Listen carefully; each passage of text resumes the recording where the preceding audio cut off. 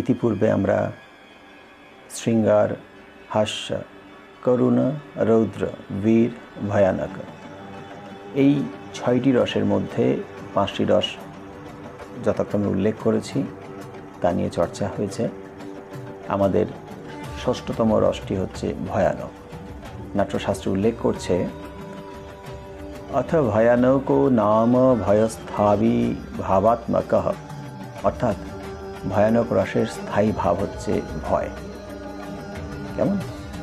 এবং সেগুলো কিভাবে বোঝা যাবে?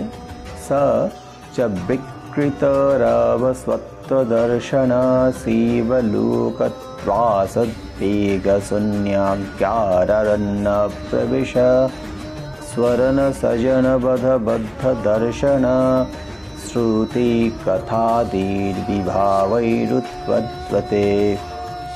অর্থাৎ